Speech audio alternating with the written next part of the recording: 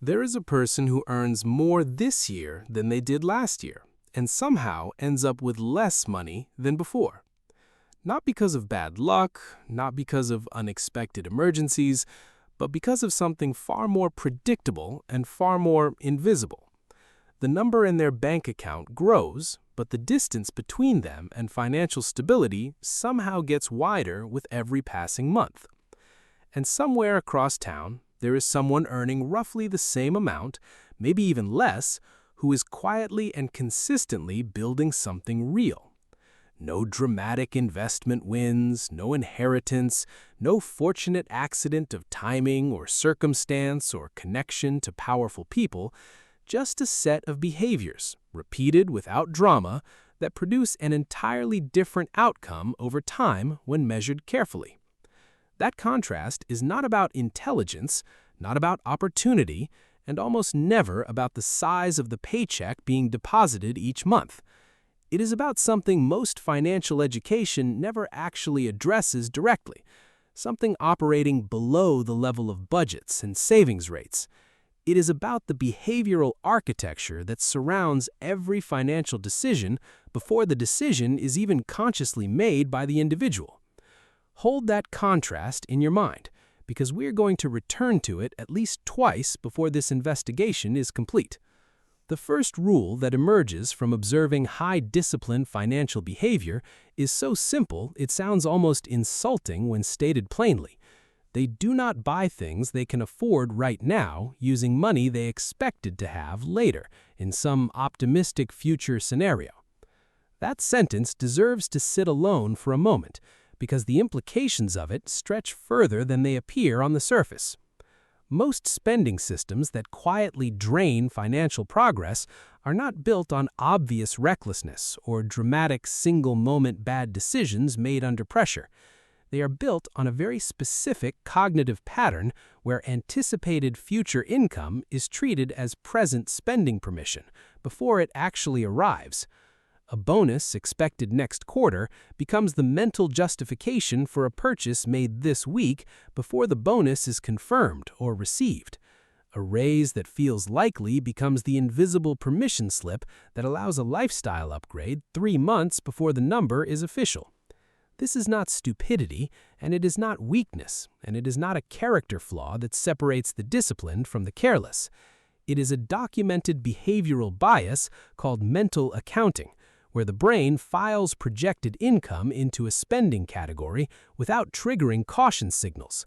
The practical consequence of this pattern, when run consistently over several years, is that income growth and financial progress become permanently disconnected from each other. Every income increase gets absorbed by a lifestyle adjustment that was quietly authorized before the income increase was actually verified and received. The person earning more this year ending up with less is not a mystery after this point. It is simply a predictable output. And the people who avoid this pattern do not do it through superior willpower or constant self-monitoring or exhausting daily discipline under pressure. They do it by establishing a behavioral rule that is simpler and more mechanical than any motivational framework could ever be for them. They do not mentally spend money that has not physically arrived, and they do not negotiate with themselves about exceptions to that single rule. That mechanical simplicity is the first pattern worth studying closely, because it reveals something important about how effective financial rules actually get built. The second rule begins with an observation that seems completely unrelated to money, but reveals itself to be deeply financial upon closer examination. These individuals have an unusual relationship with the concept of enough, and that relationship is not about deprivation or minimalism in the aesthetic sense. It is about something more precise, more behavioral, and considerably more powerful when sustained across years of accumulated decisions compounding quietly. Watch how someone with a genuinely stable financial foundation responds when their income increases by a meaningful and measurable amount in real terms. The increase does not immediately translate into a corresponding lifestyle expansion, and that non-reaction is not a performance of restraint for outside observers. It reflects an internalized standard of living that was consciously established and then mechanically maintained regardless of what income levels happen to do. Behavioral economists call the opposite of this hedonic adaptation, the tendency for humans to normalize new levels of comfort almost immediately after achieving them. Once a new level of spending becomes the baseline, the brain stops registering it as luxury and starts treating it as necessity instead. What cost $200 a month last year and felt optional now costs $400 and feels completely non-negotiable in the present budget. The behavioral architecture of high-discipline financial individuals interrupts this cycle, not through deprivation, but through something closer to deliberate category separation in thinking. They separate the lifestyle question from the income question entirely, and they revisit the lifestyle question on a schedule rather than reactively when income shifts. This means income growth does not automatically trigger lifestyle decisions, because lifestyle decisions exist in a different mental category with its own review process. That separation creates a structural gap between what comes in and what goes out, and that gap is where long-term financial stability actually lives. Here is where the first open question from the beginning of this investigation starts to become relevant again in a meaningful new way. The person earning more but ending with less is experiencing the exact opposite of this structural gap, and the mechanism is now becoming visible. Their income growth is fully consumed by immediate lifestyle adaptation, leaving no structural gap, no accumulating margin, no compounding reserve building quietly in the background. The third rule is the one that most behavioral finance literature underestimates significantly because it looks simple but operates at a much deeper level. These individuals make the majority of their significant financial decisions during states of emotional neutrality rather than during states of elevated feeling or pressure. That single behavioral choice, consistently applied across years of decisions, produces a different financial architecture than any specific investment strategy or saving percentage formula. Think about when most major financial decisions actually get made by the average person navigating their daily financial life without a deliberate system. They get made when excitement is high, when a purchase is right in front of the person, when social comparison has activated recently. They get made during moments of low mood when spending temporarily relieves psychological pressure in a way the brain immediately registers as rewarding. They get made during optimistic conversations, after hearing about someone else's success, during promotional events specifically designed to compress the decision window for buyers. None of these are neutral emotional states, and none of them produce the same decision that a calm, scheduled, deliberate review process would produce. The behavioral consequence of this pattern is not one catastrophic decision, but a continuous stream of slightly suboptimal decisions made under unnecessary emotional activation every time. Each individual decision feels justifiable in the moment because the emotional state that produced it also produces the justification narrative that feels completely reasonable. The person does not feel like they made an emotional decision, they feel like they made a logical decision that happened to feel right. This is one of the most consistent and well-documented findings in behavioral finance research, and its financial consequences are enormous when tracked carefully. The rule that emerges is not to eliminate emotion, which is both impossible and unnecessary for effective functioning. It is to create a mandatory structural delay between significant financial impulse and significant financial action, a gap measured in hours or sometimes days. During that gap, the emotional activation decreases, the decision gets evaluated without the same cognitive pressure, and the outcome is measurably more aligned with actual goals. That delay is not discipline in the traditional sense because it does not require sustained willpower operating against a strong desire at every single moment. It is architecture, a pre-built rule that handles the situation before the emotional state has any opportunity to compress the decision window dangerously. And here is where something counterintuitive emerges that requires a moment of careful examination before it can be properly understood and applied.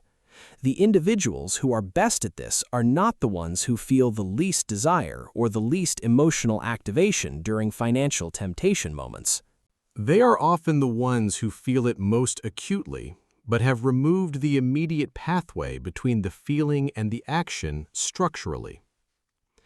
That is a completely different internal experience than forcing yourself not to do something through repeated willpower exertion in the moment of temptation.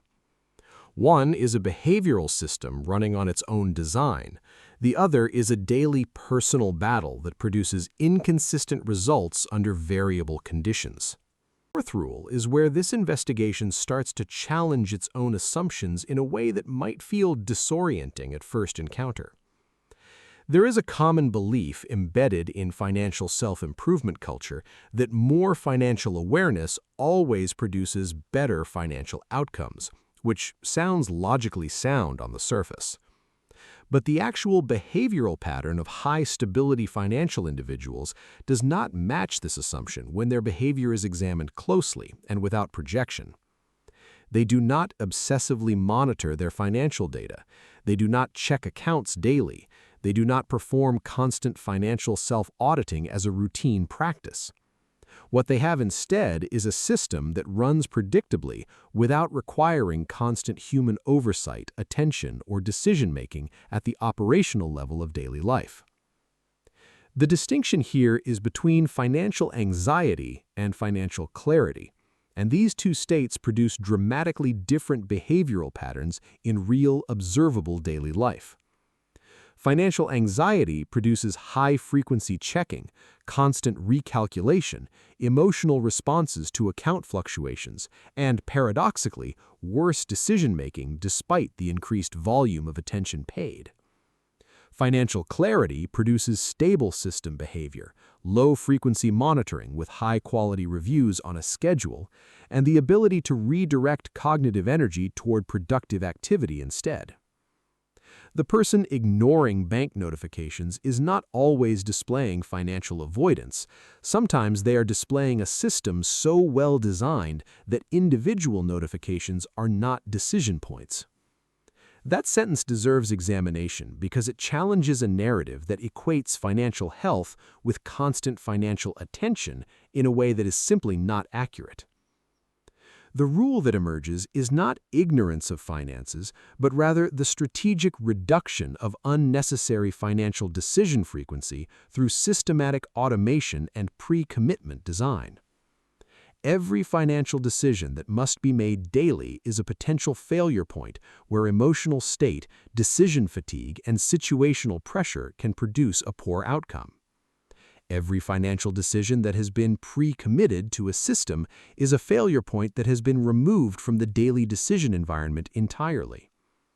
This is why high-stability financial behavior so often appears almost boring when observed closely, because it has been deliberately drained of drama and daily variation. The drama of financial life is almost always a symptom of a system that requires too many real-time decisions under conditions of insufficient information and excess emotion. The fifth rule is the one that generates the most resistance when people first encounter it because it cuts directly against a deeply held cultural belief.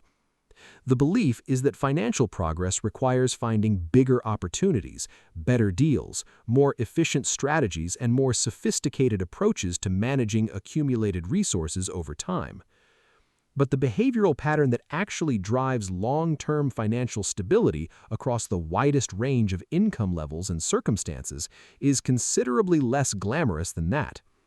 It is the consistent elimination of spending that produces no durable value, with a specific and almost mechanical focus on recurring small costs that multiply invisibly. Notice the word recurring, because that is the specific behavioral category where the most significant invisible financial erosion occurs for the majority of individuals. A one-time purchase of something expensive is visible. It registers in attention. It produces conscious decision-making, and its impact is measurable and remembered after the fact. A recurring expense of modest size produces no such attention, does not trigger the same cognitive flags, and therefore escapes the decision architecture entirely through invisibility. The subscription that was useful once, the membership that made sense last year, the automated charge that no longer corresponds to any real usage pattern. These accumulate not through deliberate choice, but through the human tendency to allow existing patterns to continue until a specific reason to stop them appears. And that specific reason almost never appears because the cost is small enough to not trigger discomfort, and the cancellation requires friction that the brain avoids. This is not about being obsessively frugal or treating small purchases as morally significant decisions that deserve lengthy deliberation and self-examination every time they occur. It is about recognizing that behavioral systems have a natural drift toward invisible cost accumulation unless a periodic and structured review exists to interrupt that drift. The rule is not permanent minimalism, it is scheduled pruning, a deliberate and recurring examination of what automatic costs exist that no longer serve a real function. High-disciplined financial individuals perform this review not as punishment, but as maintenance, the same way a well-managed system gets examined for inefficiency on a schedule. The sixth rule is where the behavioral depth of this investigation reaches a level that most financial education frameworks never actually penetrate cleanly or clearly. It is about the relationship between identity and financial behavior, and why identity is a more powerful financial variable than knowledge, intention, or stated personal values. Here is the behavioral observation that opens this section. Most people know what they should do with money at a general level of understanding. They know that spending less than you earn matters. They know that building reserves matters. They know that recurring costs should be reviewed and trimmed periodically. The information is not the missing variable in the equation between where someone is and where their financial behavior could predictably take them over sufficient time. The missing variable is whether the behaviors align with how the person defines their own identity in their own internal narrative about themselves daily. Because identity drives behavior at a level far below conscious decision-making, and identity-consistent behaviors require almost no willpower, while identity-inconsistent behaviors require enormous sustained effort. A person who internally identifies as someone who is not financially disciplined will experience financial discipline as a constant upstream effort against their own self-concept. Every disciplined decision feels like a performance, feels temporary, feels like it is costing something beyond money, and produces exhaustion rather than satisfaction or stability. A person whose identity includes financial competence as a genuine self-description experiences the same behaviors as natural expressions of who they are, rather than effortful performances. The behaviors do not feel like discipline to them, they feel like consistency, and consistency feels like integrity rather than sacrifice in their daily experience. This is why the same information produces such dramatically different behavioral outcomes in different individuals over a 3 to 5 year observation period of their actual choices. And here is where the opening contrast from the beginning of this investigation reaches a new and more complete level of clarity than before. The person earning more but ending with less is not lacking information or willpower. They're operating from an identity that was built before their income was. Every income increase gets routed through the same behavioral identity which has been built around consumption as self-expression, status as social necessity, and spending as personal reward. The person building steadily on a similar or smaller income has an identity that treats financial margin as a reflection of values rather than deprivation. That identity difference produces different automatic behaviors, different self-justifications, different emotional responses to the same financial situations, and ultimately completely different measurable financial outcomes over time. The seventh rule is the final piece of the behavioral architecture, and it is the one that makes all the other rules compound rather than simply add together. These individuals treat every significant financial decision as an input into a long-term behavioral pattern, rather than as an isolated event evaluated only on its immediate merits. That shift in evaluation framework changes everything about how decisions get made, what questions get asked, and what outcomes feel acceptable versus concerning in context. When a decision is evaluated in isolation, the question is simply whether it is affordable and whether it feels good or serves an immediate need effectively. When a decision is evaluated as a pattern input, the question becomes what this decision means if it becomes the behavior I repeat consistently for several years. That second question almost never gets asked by default because it requires the brain to override its natural present focus bias and deliberately project forward in time. But it is exactly the question that separates decisions that accumulate into financial stability from decisions that accumulate into financial stagnation, while feeling individually reasonable the whole time. Every meal choice is a nutrition pattern. Every exercise choice is a health trajectory. Every financial decision is a behavioral pattern producing a predictable long-term output. The mechanical consistency of treating each decision as a pattern vote rather than an isolated event is what eventually produces outcomes that look extraordinary from the outside. From the inside, there is no extraordinary single moment, no dramatic turning point, just a behavioral architecture running its predictable logic across years of accumulated choices. This is where the first hook completes its full meaning, which was building toward this resolution from the very beginning of the investigation. The person earning more but ending with less is not living one dramatic story of poor choices. They are living the accumulated output of a behavioral pattern. The person building stability on less is not experiencing one dramatic story of excellent choices. They are living the accumulated output of a different behavioral pattern. Both outcomes are predictable. Both are the logical consequence of the decision architecture each person built, maintained, and repeated across sufficient time to produce observable results. Financial outcomes are not the result of one pivotal decision, one lucky break, or one catastrophic mistake changing the trajectory of an otherwise stable financial life. They are the accumulated weight of repeated small behaviors run through an identity system producing consequences that only become visible after they have already been compounding for years.